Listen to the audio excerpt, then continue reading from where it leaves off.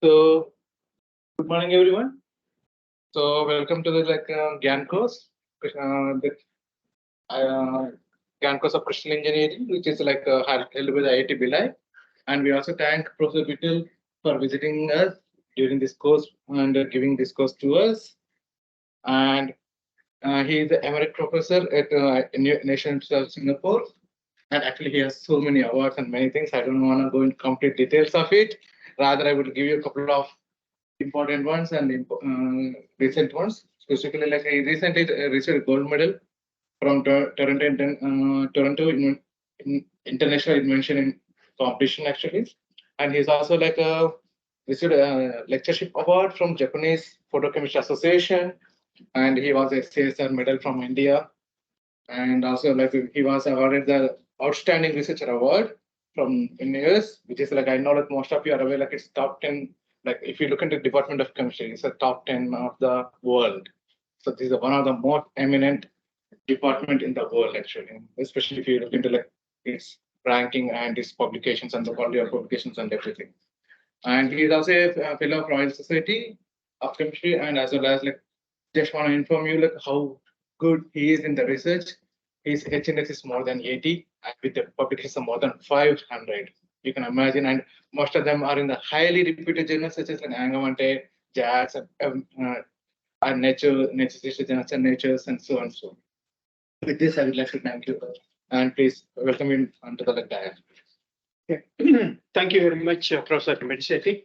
It's nice to be here. Welcome all of you to this course by MHRD. And I'm going to be with you for another 2 weeks. The first week until Monday, until Friday, my lecture will be on totally 15 hours. And a week after, we'll have tutorials. And there are a few things, I think, housekeeping. Please switch off your phones. If you really want to be here, if you want to take anything, just go outside and take the phone. And you're all sitting in this side of the screen. That's fantastic. So that's what. Otherwise, you'll you'll fall into these wires. And your timetables is not just 3 hours continuously. Probably you might have received the email from Aditya about the timing of the lectures, and then duration of the course also. Probably you would have heard, and it's given us from November 13th to 24th. And you would have received part of the email, part of the slides, but by email. Have you received all the slides? Not all the slides, about five different lecture slides. You might have received it. You haven't. Okay, it was sent, and okay, you will receive it very soon. All the slides. You don't have to. I mean, if you want to take photos, by all means, but there's no need for you to take photos. All the slides will be there, and these lectures will be recorded. Okay, so I'd like to take the questions from you at the end of my lecture. Okay, so let's not interrupt. I don't mind actually because it's recorded. So I thought I'll give you some chance at the end of each lecture, so you'll have some time to ask questions and clarify. And probably Professor Medishetty would like to schedule his tutorials maybe after 5:30. I'm not sure, and he would love to have it because he told me that you guys are free after 5:30. Okay, a couple of days you don't have to booze. Okay, just come to the tutorials. So I'm going to talk about something. I don't know. Oh no. Oh yeah. About crystal engineering. How many of you heard about this? Crystal engineering. It's a bombastic term, but you will know that is nothing. It's all about the importance of weak intermolecular interactions that control the properties of crystals. We're going to learn about it. In this particular, for half an hour, I'm going to tell you what are the things I'm going to cover. As I mentioned to you, it's a multidisciplinary subject. You will know more about it, that how this expands from chemistry to physics to medicine to materials, all these things. And I'm going to tell you more about it in the next slide, what you are going to learn.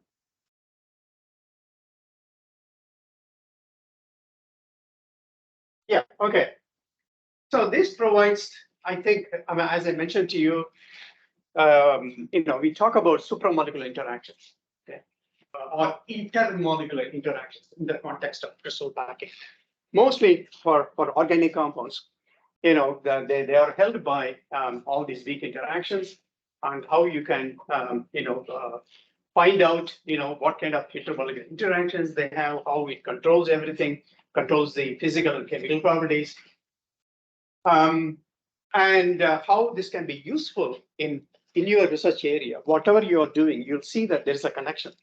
Okay, I'm going to at the end of the course, you will realize that it will be quite useful for you to design some some of the solids with the useful properties.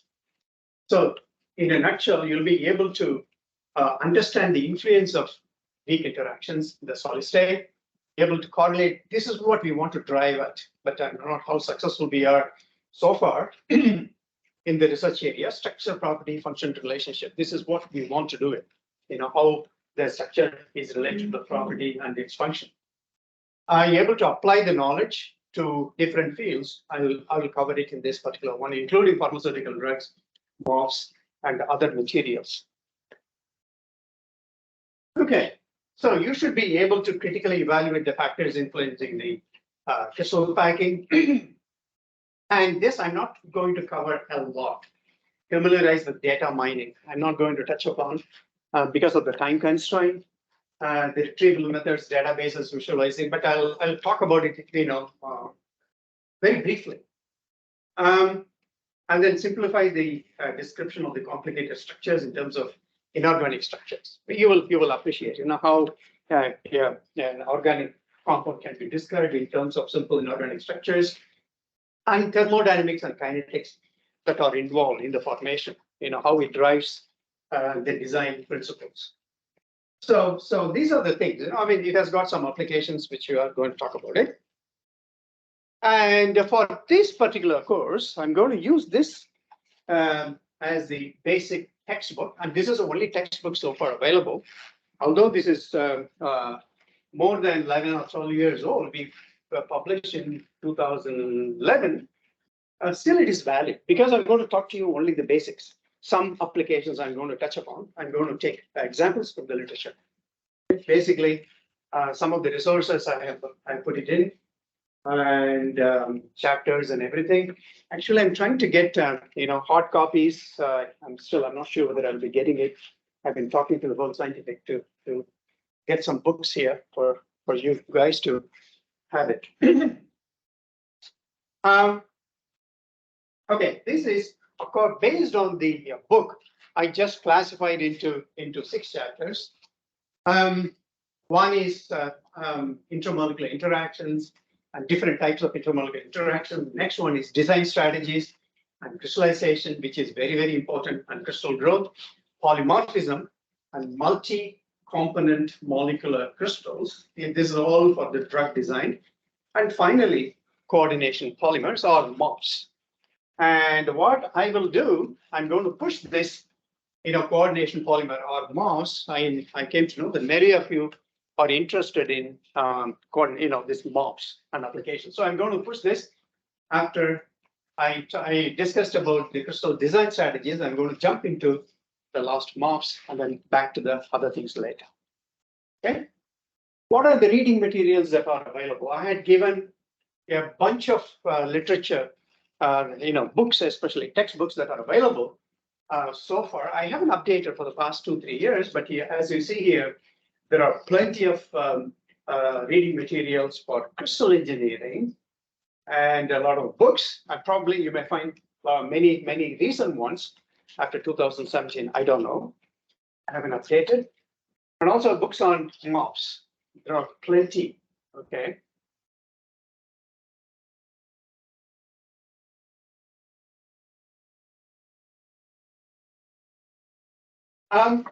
See, I have listed all the books. Okay, there are about 20 or 30. I think I have problems with the. No, I'm not sure. No, it's fine. I'm running out of battery here. Yeah, okay. So, oh, it's fine. It's fine. Many books, there are so many books on mobs now. They're all edited books. They're not written as a textbook. By Stuart Benton. Okay.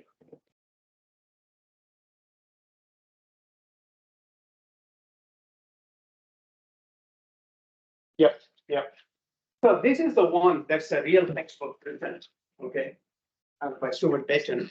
And otherwise, this is there are a lot of the edited books that are available, including Rahul Banerjee, he brought up from Mindset Calcutta, and even Sujit Ghosh, has written. And there are a lot of special issues. There's so many available for mobs, plenty, in fact. So, according to MHRD, they said your course grade sheet is required to be submitted.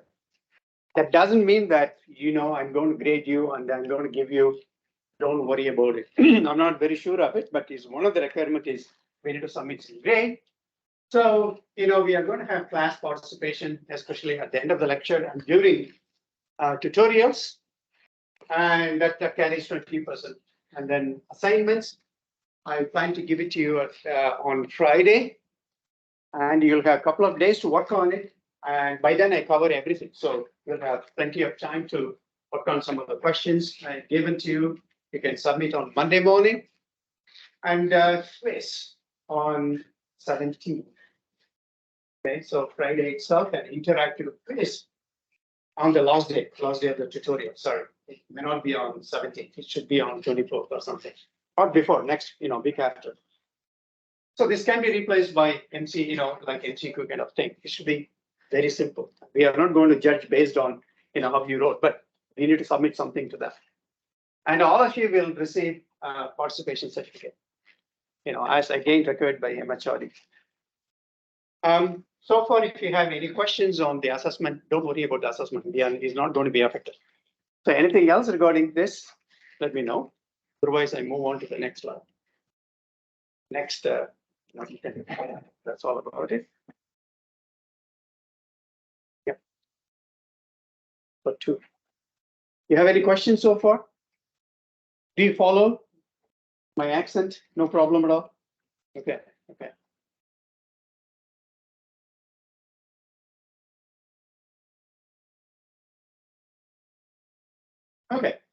I thought I'll give you just some background. When I say about crystal engineering, first of all, we want to know what is meant by crystal, right? We want to know more about crystal before we engineer things. So this, 10, 20 minutes, I'm going to talk about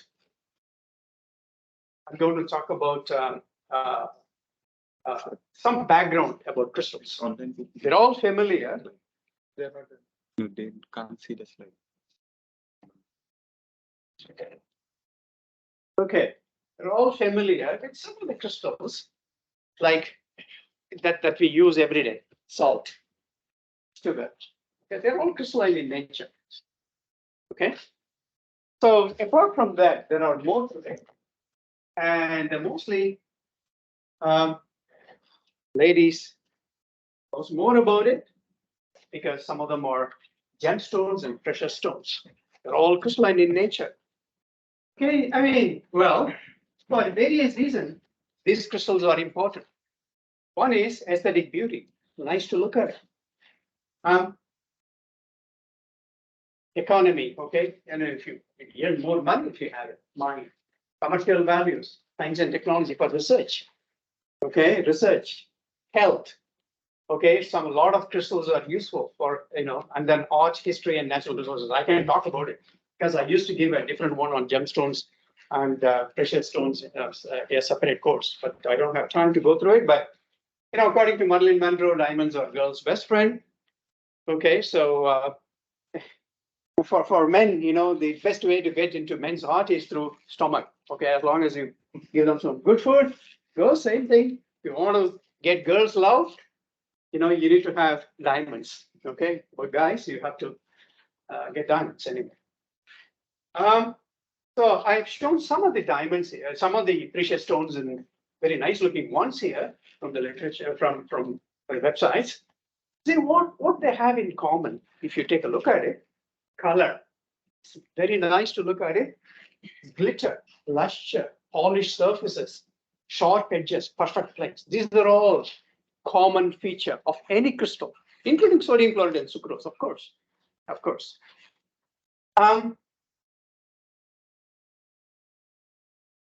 The crystallization techniques that are available. When you talk about it, the one I've shown, they were all grown underneath the ground, okay, several 10, 15 kilometers down the earth.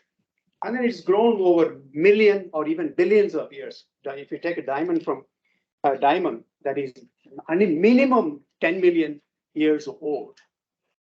Okay, so you would see that they're all grown underneath this, earth surface by hydrothermal growth. Very high temperature, very high pressure. These things are needed to grow these things. But what are the other things that are available for crystallization techniques? There are many things that are known commercially. Bridgman, Cholosky, all these things, floating zone melting, industrial mass crystallization. You can make big crystals of ruby and other things. Okay, you can make millimeter, centimeter, long crystals for commercial optical, for optics you need. Okay, for laser and other technologies, you can make them using this kind of mass crystallization. In addition to it, hydrothermal, molten salt. Usually we don't use molten salt, but some people use it. Sublimation is very uncommon, except a few organic people use it. Gel technique I think is a wonderful technique if you know how to use it. Flux growth, people have used it for making nanocrystals. In fact, tin has got lower melting point. Okay, what they do, they put everything and then heat it up and tin melts. And then, when they cool it, you get nanocrystals. You can cool it at any, after you heat it at a very high temperature. And then you can wash it off with HCl and you get nanocrystals. That's why it's a flux growth. And growing protein is another one. We need to, that's crystallization of biological macromolecule, the different techniques and in solution techniques, using different ionic strength and everything. You don't have much compound left. In these cases, you have kilograms of compounds. In this case, micrograms of compounds. If you get these things, and you need to grow it. This is a chemist that, we're all chemists. We use the solution techniques more often than not. Temperature gradient. There's so many things like liquid diffusion, evaporation. Few of them you are already familiar. In the lab, you started using it to grow small, beautiful crystals for your research activities. How big are the crystals? How big you can grow by in the lab? Okay, these are the crystals that are grown by Singapore National Growing Challenge, which I started about 28 years ago. And these are the crystals grown by high school students. You see how big you can grow in the lab, during competition. And what is the world's largest crystal that you can grow? And I've shown here. You can even see your face reflections. This is grown about 15, 20 years ago by Las Alamas, Livermore National Laboratory. It's called KDP, potassium dimethyl phosphate. And you know how big you can make it? This is all in centimeters. You can just see your face here. 380 kilograms. Whereas the previous one, the grown by the Singapore students, is about only 600 grams. 600 grams. You see how big? That means we beat the, okay.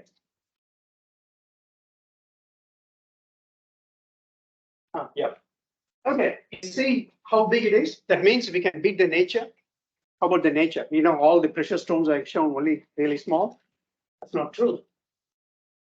You see, the biggest crystal is grown by nature. I don't know, probably you might have heard about these things. This is about giant crystal cave in Mexico, Chihuahua. It's a small one. They were closing it for a long, long time after they found it, because a lot of people would like to go inside and steal.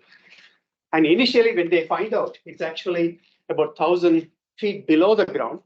It spans around about 2,000 feet, in the ground. You can just walk. Very big rocks of selenite. Selenite is nothing but gypsum. Selenite is calcium sulfate. There's no selenium here. There's a different form of calcium sulfate.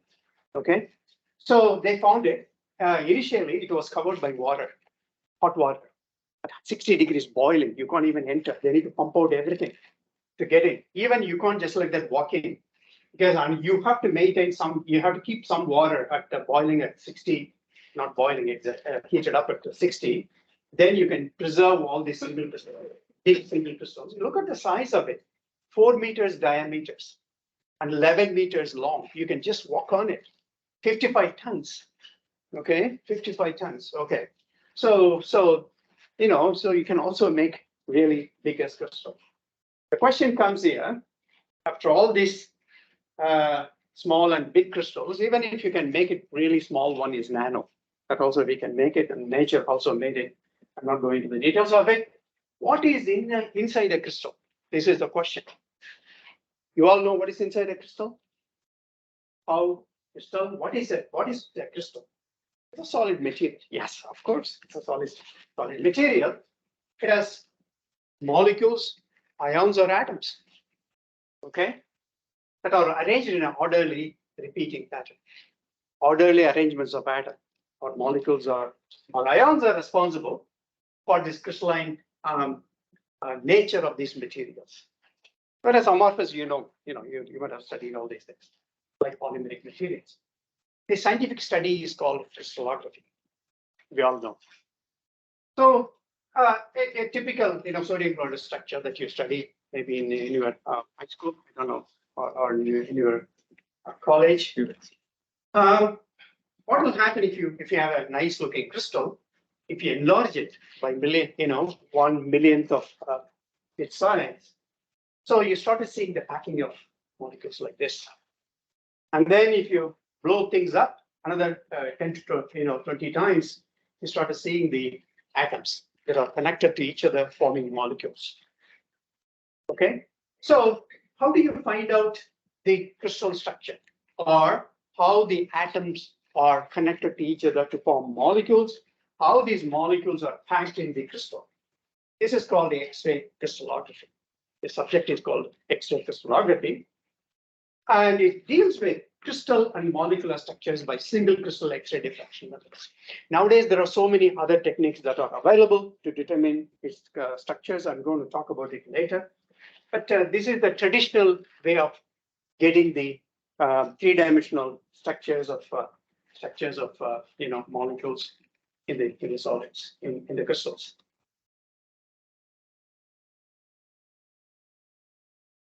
Okay, how do you determine the crystal structure? Very, very simple.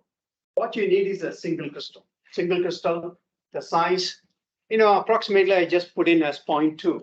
Even if you have 0.1, 0.05 of a millimeter, you should be able to determine the structure. Even if it is 0.5, it may not be a problem.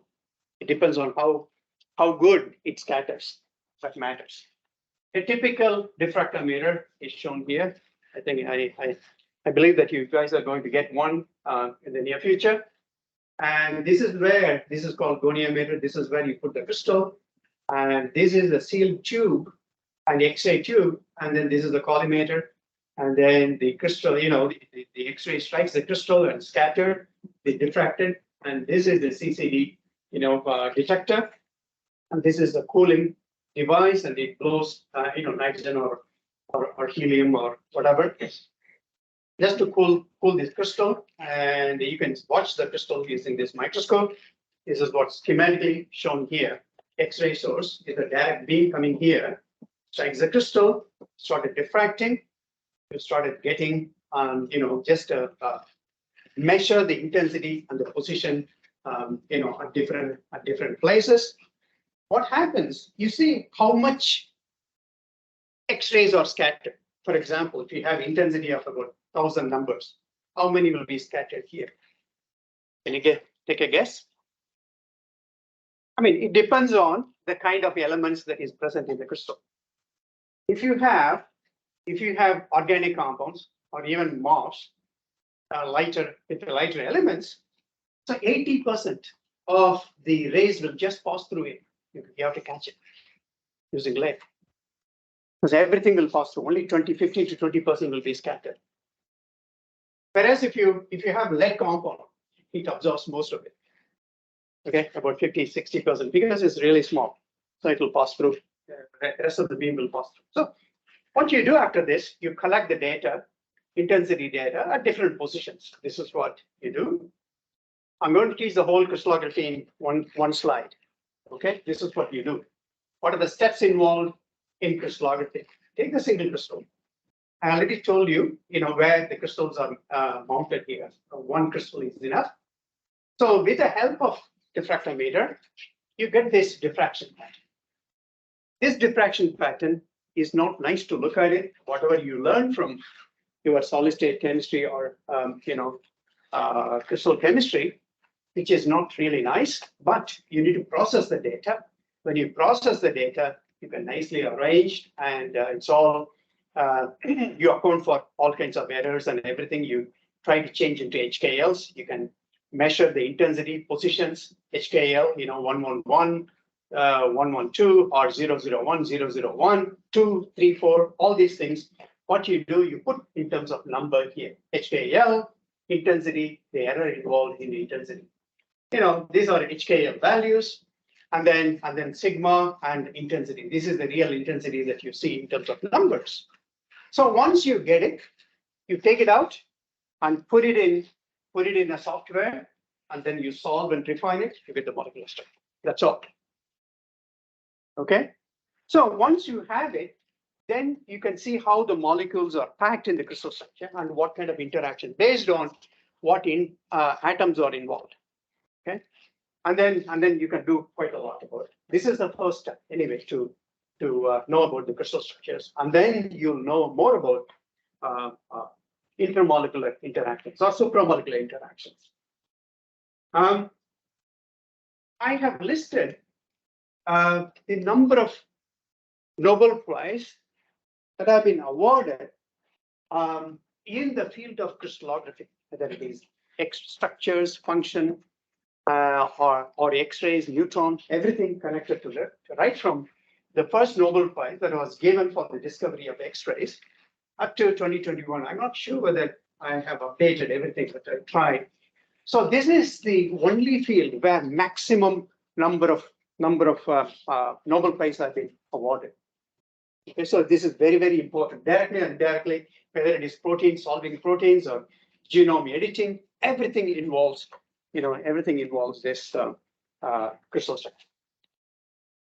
Okay, so if you look at this, applications, not only X-ray crystallography in general, in earth sciences, physics, materials, chemistry, there are so many fields. It covers right from geological minerals. If you find a new mineral, you want to know what is the phase and what's the crystal structure. Physics, electron density, phase transition, material science, all these materials, chemistry, of course, characterization of new compounds, crystal engineering. This is what we are going to focus on to understand the ways to assemble atoms and molecules at will. Biological sciences, protein, medical sciences, cold virus, age, genome editing, receptors, drug design. I'm going to cover a little bit of this. This one in the particular course. So it's very useful once you know the crystal structure. This X-ray crystallography is the main tool used for this purpose. Then I want to bring to your attention to this particular bulk properties. Okay, when you talk about the properties of crystals, it varies. Probably I should have given a list, a list of physical and chemical properties of solid state materials. Anyway, don't worry. Bulk materials of crystals. So let's take one example, carbon. I've shown the different allotropic modifications of carbon. Previously, only 2 or 3 are known. Okay, previously graphite and diamond. Only recently, carbon nanotubes for the past 25, 30 years. And then graphenes, fullerenes in 1984. Recently, cyclic carbon. Just like all are different forms of carbon. what is so special about the properties? Look at the diamond, look at the graphite, carbon nanotubes, solubility, melting points, color, density, hardness, optical properties. Everything is different. Everything is different. Same carbon, because it's the way it is connected. You get discrete molecule like this, all discrete in nature, zero dimensional. This is one dimensional. This is two dimensional, structure. Has got three dimensional structure. Everything based on the carbons, how carbons are connected. They have got completely different properties. But what is the energy that is required to break CC bond or form a CC bond? 75 to 80, 90 kilocalories per mole. It's very difficult to break it and form. Even if you know how to, thermodynamically, it is favored. Kinetically, once it is formed, you can't break it. So that's why if you know how to do it, you will win Nobel Prize in organic chemistry. If you know how to make CC bonds and you can break it very easily for any material. So this is the thing. If you know how to do that, you can convert. Most of you would like to convert carbon into graphite or anything that or diamond, right? Another example. Okay, carbon. Okay, it's a problem. How about silica? Silica is the previous allotropic modification. This is polymorphic modification. Silicon, because this is a molecule. The previously is atom. Atom means allotropic. So it has got about 12 to 15 different polymorphic modifications. Unstable one, stable one, high temperature, stabilized one, all these things. But I've shown a few polymorphic modifications of the silicon dioxide, silica. You see the density varies. Got different polymorphic modification, crystal class. The packing is different, the stability is different completely. But at least this is, so this is a polymorphic modification. If you want to convert from one to another, of course, if you know how to convert one to another, you will be making all the crystals that are required for electronic applications. But the thing is, you may be able to convert from one to another by heating, phase transition, by applying pressure. But it's always difficult to break the bond and form the bond, like what we do in organic chemistry. Okay. So let's move on to the next slide here. That's why we need crystal engineering. Crystal engineering is mainly focused on organic compounds. Organic means zero dimensional, discrete molecules, not polymers. So many bulk properties of molecular materials, molecule containing materials, that is organic mainly. Maybe metal complexes you can include. Okay, metal complexes are also discrete in nature. Dictated by the way in which the molecules are ordered in the solid state. The properties will be different. We all know how the molecules are packed in the crystal. Will tell you whether it's alpha form, beta form, high temperature, low temperature, color will be different, solubility will be different. One will be magnetically active, no, not optically active, the other one may not be, based on how you do that. So these properties will depend on the packing. We all know that. That's a basic thing we learned in chemistry. If you know how to control the molecular packing, that's wonderful. You can control the properties. Of course, you take the molecules and put it here. We can do it, macroscopically. If it's really big on the surface, you can do it, but you can't just put everything and and crystallize them. And because all the all the organic compounds, what you do, you put it in a suitable solvent and then let it evaporate or boil it, and then you crystallize them. That's the only way. We have no control on how these molecules are packed, right? How they should be packed. We have no control on that. So that's why, how to engineer the crystals or the molecules inside the crystals. So Desiraju has defined the term crystal engineering. This is understanding of intermolecular interactions, all these weak interactions, supramolecular interactions in the context of crystal packing, how they are involved in packing and utilization of such understanding is the design of new solids. So as long as you understand all different types of interactions and use it to design new materials with desired physical and chemical properties. So this is what all the material scientists are longing for. They want, to make some optical active that shows magnetic property, that shows this property, catalytic property, whatever you want to organize the way you like it. Okay, that's what all about this crystal engineering. I'm going to talk about some of the applications of crystal engineering in today's in this course this week. One is polymorphism. Polymorphism, which is very, very important in drug design. I'm going to give you maybe one example in the next slide, and then we'll talk about it later. The same molecular formula, but different arrangements of molecules. Okay, that's the definition of polymorphism. We all know that. Polymorphism in drug. How many of you are from pharmacy or involved in drug-related pharmaceutical drugs? Doing projects of many, right? This will tell you, this particular course, how this particular, this crystal engineering will be useful to make new drugs, even from the existing one. Okay. Paracetamol, whenever you have headache, is the first one you resort to.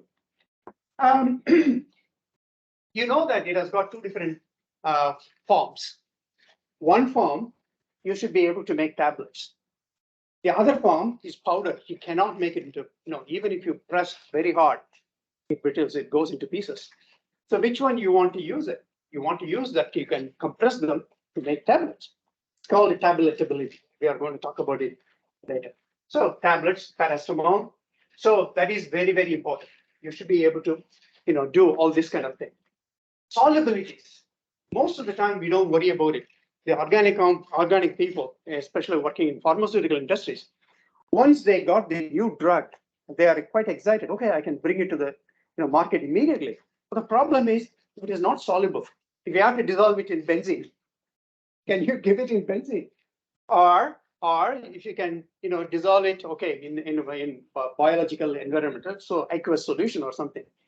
That's how much you can dissolve it. If you take not everything, sometimes you want to release the drug very slowly. Sometimes you want to release them very fast. You want to control the solubility, bioavailability. There are so many things I'm going to talk about it. So that is very, very important. One example here I'm showing is a cortisone acetate. This is a normal allergic, this is a tablet that you use it for severe asthma, arthritis, skin conditions and everything.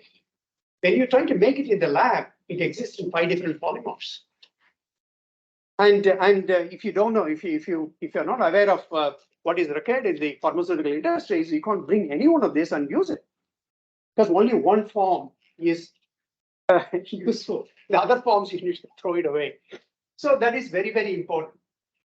They are unstable, and I can tell you a lot of stories. Later. What will happen if it goes from one form to the other form? They lose billions of dollars. They need to remove it from the shelves. That's what happened. I'll give you examples later. The other one is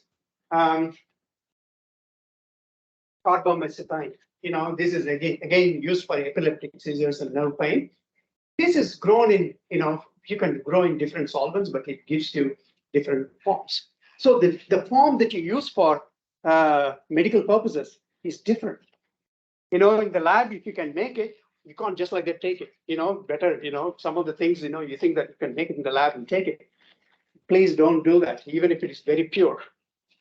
Okay, because the forms are very important. If you got the wrong form, you can die. Okay, leave alone the optical. Okay, that's another story. This is right-handed, left-handed. Those things have caused a lot of problems for kids. In about 100 years ago. Okay, so even if you can make all the drugs, that's not the end. That's not you cannot bring it to the market immediately. Oh, what do I do? So far, what we learned is what are crystals, why they are important, the crystallization techniques. We have seen some biggest crystal, smallest crystal, world's biggest crystal, and what nature can grow what are the crystal and molecular structures, what's in a crystal, all these properties, structure function relationship. Then one application we have seen, why different forms are important. How do you make it? That's another thing that I'm going to discuss with you. I think with that, still 15 minutes more, so I can start one more. I think, yeah. I will give you a couple of minutes because another 15 minutes, right? I'm going to stop anyway. So far, do you have any questions? Now now we can ask questions. Feel free, okay, to ask any questions. So far, do you follow? Do you have any problem in following certain slides? Here, most of the students are from MSc, so they are like still don't know many of the words. Okay, no, you can ask. If you don't know, you can ask. Don't be shy. Yeah.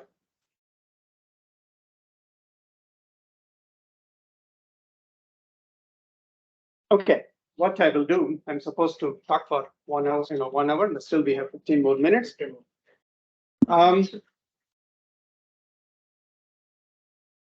So already I mentioned about what I'm going to do.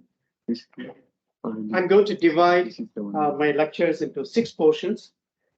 Now I'm going to give you some introduction on crystal engineering itself. Okay, and then I'll move on to the other things. Thank you. It's finished or It is.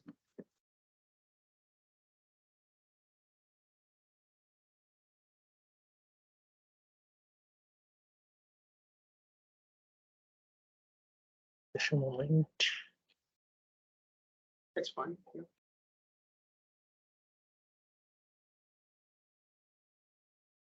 That's not moving. Oh, yes. Yeah. Okay. So let me start. Okay. This particular course. Oh, I hope you have enough background, about what I'm going to talk in this particular course about crystal, how the molecules are arranged in a crystal. This crystal engineering is mainly for molecules. Molecules means, in this course we focus only on organic compounds. Okay, not metal complexes or something discrete in nature. I already mentioned that I'm going to follow this book. This is the first and last textbook. And again, this particular definition, I'm going to repeat again and again. But by the end of this, you will be familiar with this definition given by Desiraju for crystal engineering. So we are going to talk about molecules. We're not going to molecular crystals. The crystal composed of molecules. What's meant by molecule? Mostly discrete in nature. I'm going to talk about it. So we are not going to talk about, only the chemists will talk about molecules. We don't talk about molecules, we talk about assemblies of molecules. Okay, so this is like not even like like cricket. It is like a football or volleyball or basketball type of teamwork. Everybody should work. Okay, all the molecules contribute to the property. Of course, individual will have his or her own efforts.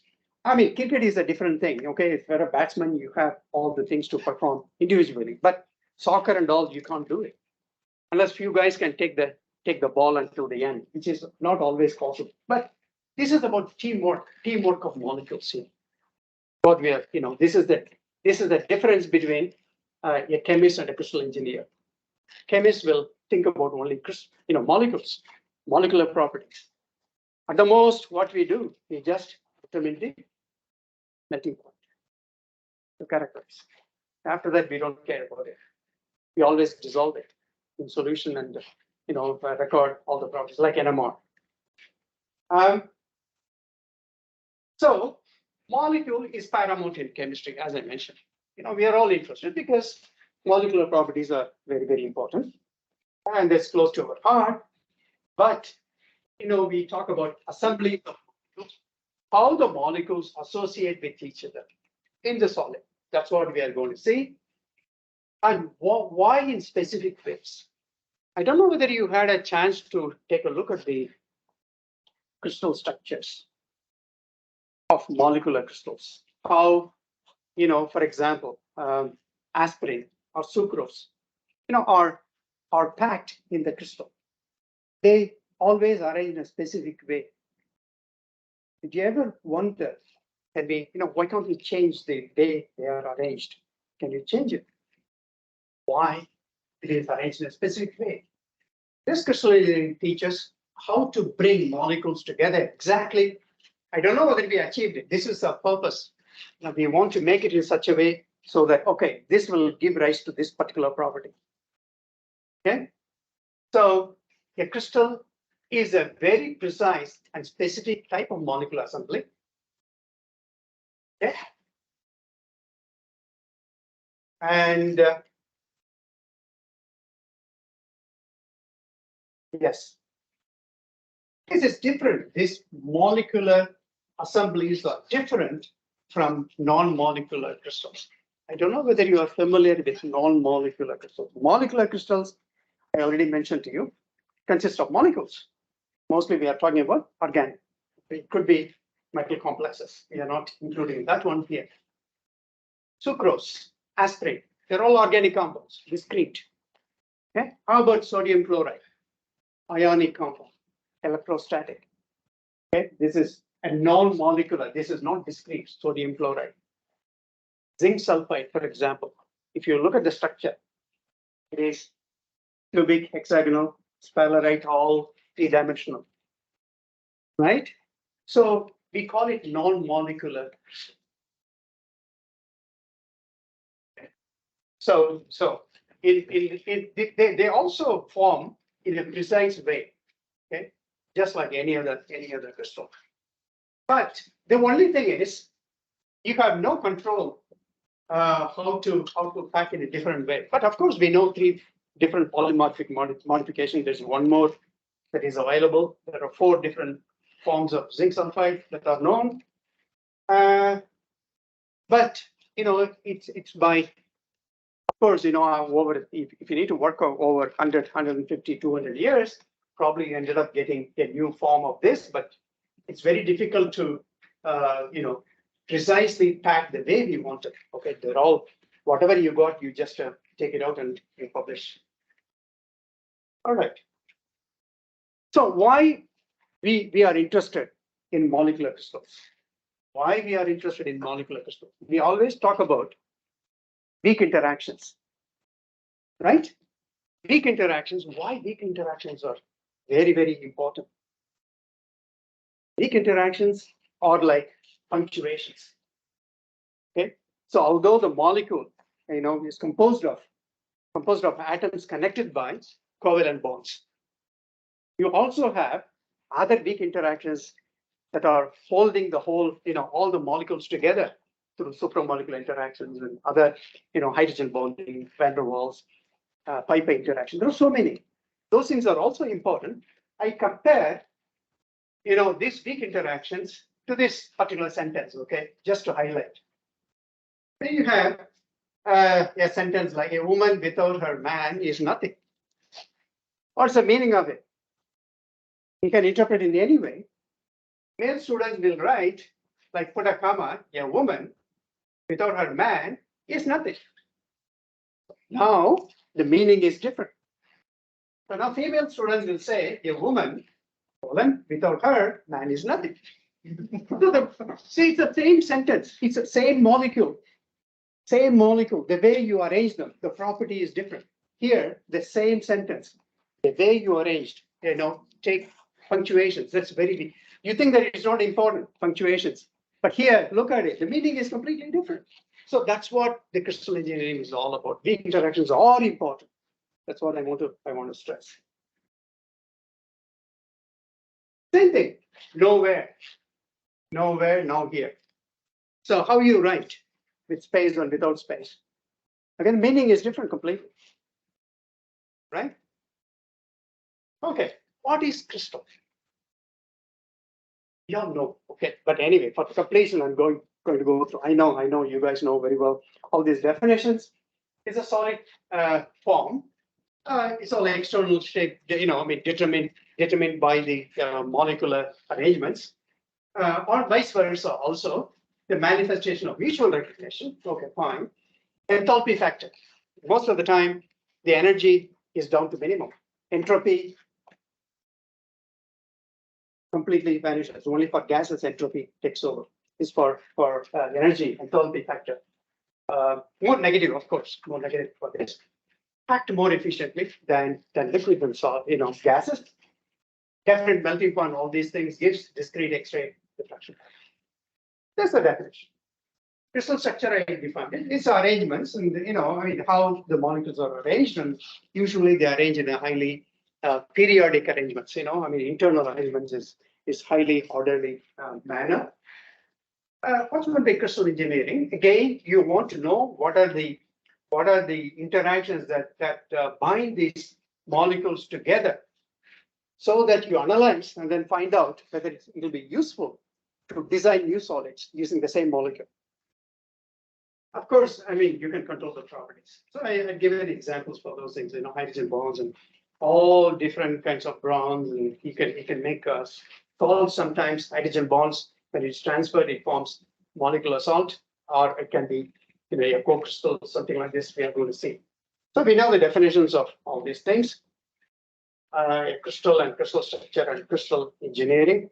What do we do? What do we do as a crystal engineer?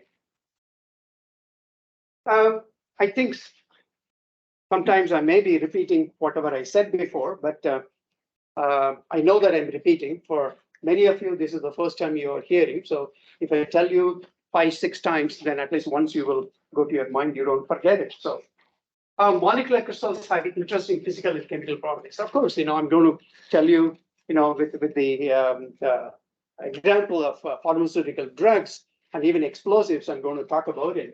Different forms of these materials have different physical and chemical properties. So even some form of explosives is difficult to carry. Take it from one place to another. So they will take have it in a different form to stabilize it and take it and then make it into another form for using it. So these are all very common, very common. So we have to change their physical and chemical properties according to our needs. And these properties are closely related to the internal periodic structures. This is what we are going to see. A particular crystal structure has a particular property that we all know that.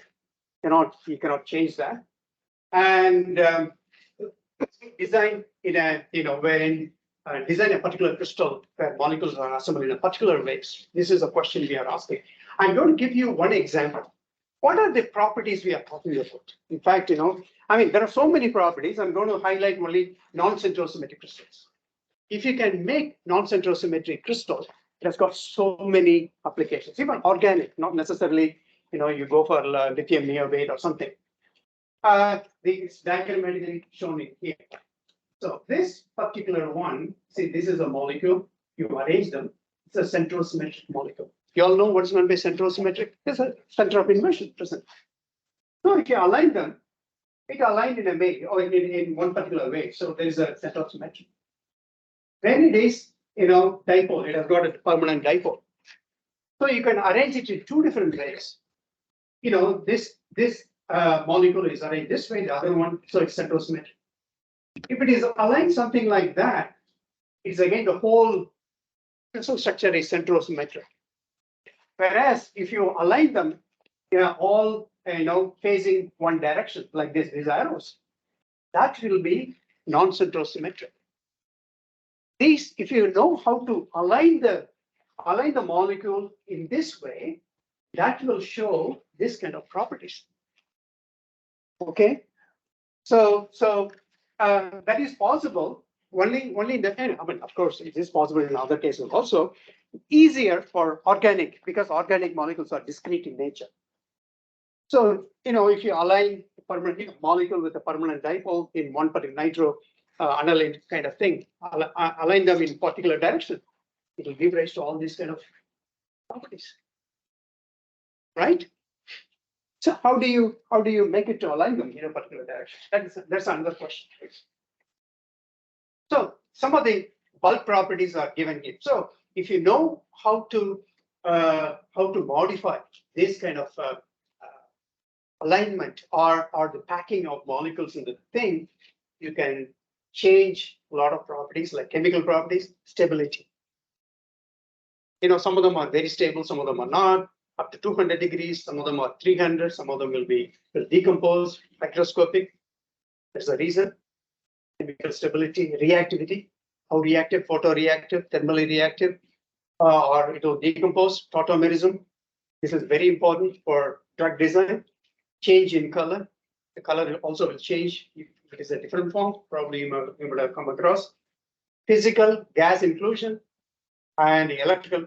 There are so many, for clathrates, electrical, magnetic, optical. So many things for physical properties. So that you can change if you know how to change the.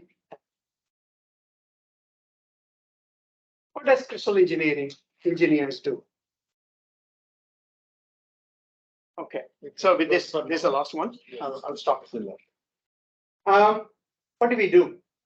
The first to make new crystal. We all do make new crystals because whenever you make a new compound, you make a new crystal, right? New crystallizing method. If you try to make one known compound, you make it a new form. All research students and researchers do.